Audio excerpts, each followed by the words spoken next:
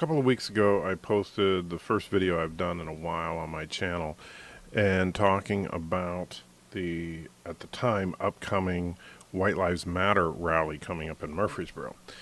And that was scheduled, of course, for October 28th. October 28th has come and gone. And as I said before, our pastor encouraged people to not show up for the rally. With just about 3,000 people, Trimble is suggesting that all of them not be at Saturday's White Lives Matter protest in downtown Murfreesboro. In a nutshell, I'm just worried about our people getting hurt. And I think it's going to be a large group of people who are not going to be, there's going to be a lot of emotion, they're not going to be level-headed, and they're not going to be in a place to hear truth or hear a message of peace. Now, in my prior video, I mentioned that I actually disagreed with my pastor on this, that while I think that his heart is clearly in the right place and that he clearly cares deeply for the members of his congregation, that the role of the Christian would be to not avoid the situation, but to actually be emboldened to be there. However, not in a confrontational manner, not in a way to try and fight back against them, but in a way, as I would say, is more Christ-like, to offer love and assistance to any that need it at the time. Now, that being said, the rally itself didn't really happen. It was the rally that wasn't. After days of anticipation, buildup, and anxiety, White Lives Matter rallies in 2 Tennessee cities largely remained uneventful. But authorities were not taking any chances. In Murfreesboro, police say around 800 to 1,000 counter-protesters showed up. There were some heated exchanges between them and a small handful of white nationalists, but no violence. So the rally, in essence, never really happened because the protesters that showed up were outnumbered some 30-odd people to almost 1,000 counter-protesters. And while most would see this as a good thing, and of course I'm very thankful that nobody was actually hurt, that there were no major injuries or anything like that, and that's all very, very good. Ultimately, this isn't a productive encounter. There's nothing good came out of it, in my opinion, long term, aside from the fact that nobody was hurt and there was no loss of life or anything. And what I mean by that is that the counter protesters, most of which I'm sure had perfectly good intentions, and I'm not judging them on anything like that, but what they essentially did here was bully away the White Lives Matter folks. And I understand that there's a lot of people out there that their initial gut reaction is, so what? I mean, these white nationalists are horrible people, so what if they got bullied away? Boo-hoo, I'm not going to cry a tear over them. But that, in my humble opinion, is exactly the wrong opinion on this. Because if we genuinely care about the principles we say we do, particularly as Christians, then the last thing we need to do is celebrate when something bad happens to someone else, even when we disagree with their cause. Freedom of speech is only important when the person speaking is saying something you don't like. Let's be realistic. If I was standing on the mountaintop shouting things that everybody loved, nobody's going to complain about it, nobody's going to be upset, and I'm not going to get oppressed for that. When freedom of speech becomes incredibly important and incredibly valuable to a society is when we go out of our way to make sure that someone who wants to say something we find disgusting and deplorable, we give them the opportunity to speak. We don't shut them down, we don't hush them up, and we certainly don't bully them away. Now, besides the political side of it, as far as ideas like freedom of speech and equality and all that, from a Christian perspective, I don't think that that's to be our response to any type of thing that we disagree with. We're not supposed to be verbally or physically violent people. We should be approaching this with an attitude of peace and love, passive resistance at best. And with a group like this, I don't think that shouting them down and telling them that they're evil or anything like that is going to be productive. I think, and what I'm going to try to do right now, is to look at their grievances and try to be somewhat dispassionate about it and examine it and ask, is there some validity to this, or are they just crazy? And is there any way that we can come to a genuine understanding? So I'm actually kind of glad, because there are two main factions of these white nationalist groups, as they're labeled. And both of them were kind of represented in the comments section of my last video. So I'm going to bring up a couple of comments here in just a moment and kind of break them down and where I think these people are coming from. And so I'm hoping to shed a little bit of light on the situation rather than just talk about how horrible these people are, or, you know, just dismiss them out of hand. Because you know what, as much as it is so tempting to just dismiss people like this out of hand, believe me, I understand that. And while that is an incredible temptation, that's all the more reason why we shouldn't.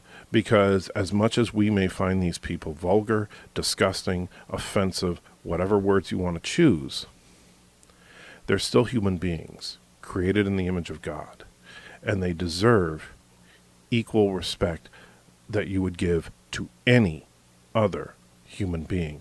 And particularly for my friends out there who are Christian believers, we are called to do two things primarily as Christians. Number one, to love God, and number two, to love our fellow man, and that includes those we consider our enemy. Okay, so my first set of comments that I'm going to read is from the YouTuber Duck Supremacy. Now, Duck Supremacy seems to want to articulate what can classically be called the race realist position. That is the idea that the concept of racism, which is the idea that a person can be inherently superior or inferior based upon their genetic background. Race realism is the idea that that is literally objectively true based on scientific evidence. And the one good thing I'll say for race realists is they tend to not be as crude or crass as other races. However, they do also tend to ignore what I think are obvious facts. But let's take a look at what Duck Supremacy had to write. The unique biological differences between races is not something that can be casually overlooked when putting together a society that is supposed to make life better. Good demography prerequisites prosperity in every society. Races are not interchangeable, yet in the West we are designing policy and culture as if they are. The catastrophic consequences of these actions are only visible on the horizon right now, but will be overwhelming to our people and civilization in a short period of time. The alt-right wants to stop this storm before it reaches the inevitable catastrophic levels for which will leave all of Western civilization, culture, and people, white people, as nothing more than a story in a history book. I am alt-right because I support a white majority in Western nations. The White Lives Matter demonstrators are brave people who are standing up for the future of their children and society. Okay, so now Duck Supremacy doesn't make much of an argument here other than stating out that you cannot, you have to design societies around what he calls good demography. So I would ask him, Duck Supremacy, sorry, if you see this video, what exactly does good demography mean to you? Because, you know, good is a relative term. Do you mean homogenous, that in order for a society to be prosperous, it has to be one race? Or do you mean something else completely that I just don't know? You submit the idea that races are not interchangeable, yet in the West we're designing policy, etc., as if it was. What is not interchangeable about race? I'm assuming you're talking about the idea that there are genetic differences, but that doesn't mean that, for example, if I need to, I don't know, cook breakfast for someone, that my ability to do so is any different based upon my race. If I am going to learn how to program computers, my ability to do so is not dependent upon my race. If I'm going to be a construction worker, etc., it doesn't matter. And so I don't understand what you mean by race is not interchangeable. What is not interchangeable about races? All a race is a man-made construct of grouping together various genetic groupings of humans that have common traits. And so I don't quite get what you're saying here. Now, then we get into the real nuts and bolts of what people like this seem to be afraid of. That there's this huge cataclysmic event coming. Now, notice that duck supremacy does not define what that catastrophic, cataclysmic, horrible thing is, only that it's coming.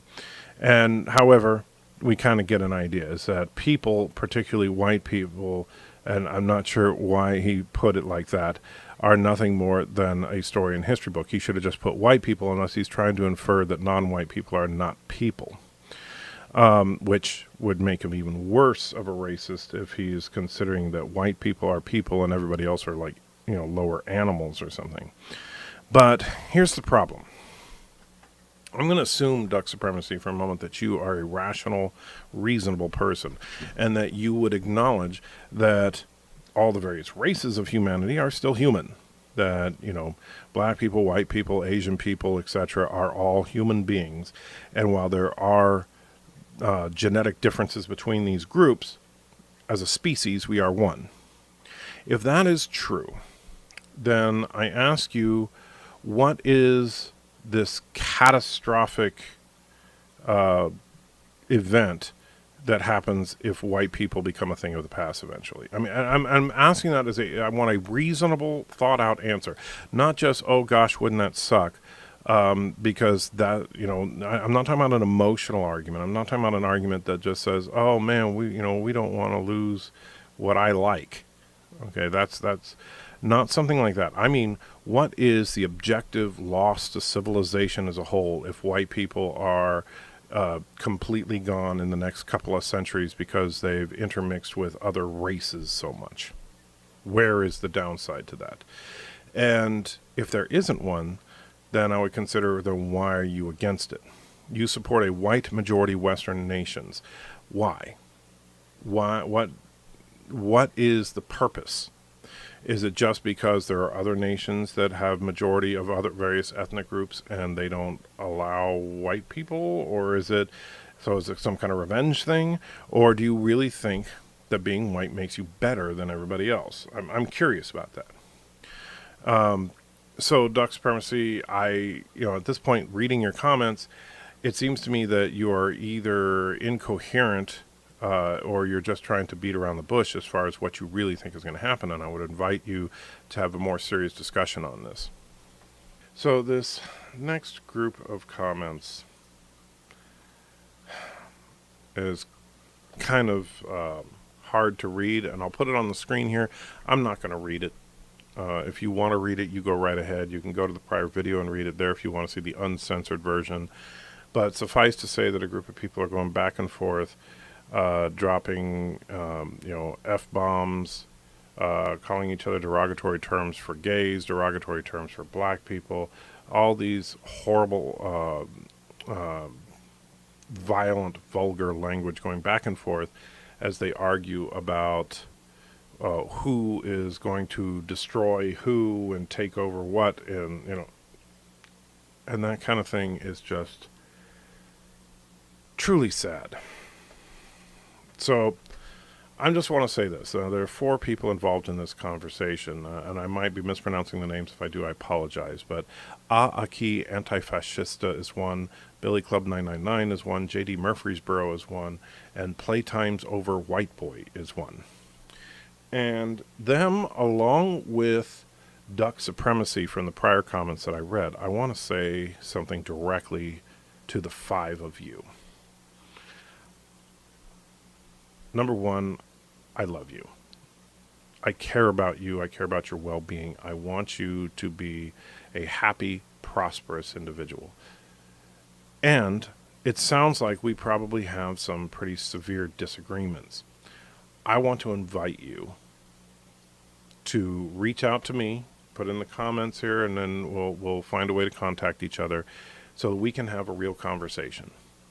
And I'm not talking about cussing each other out or yelling at each other. I'm talking about just having a conversation, a friendly talk about these issues. If you're willing to do that, we can do it over Skype so that there's no danger of anybody getting hurt.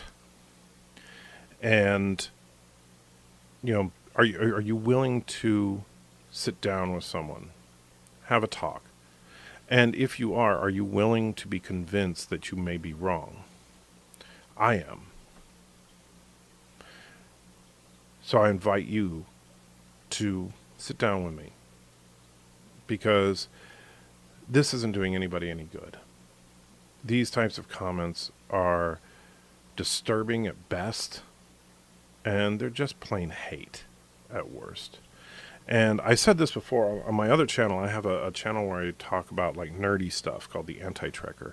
And on that channel I was talking about an episode of Star Trek which involved hatred and mistrust and everything. And ironically, it was because I was being accused of being a racist because I didn't like the new Star Trek show.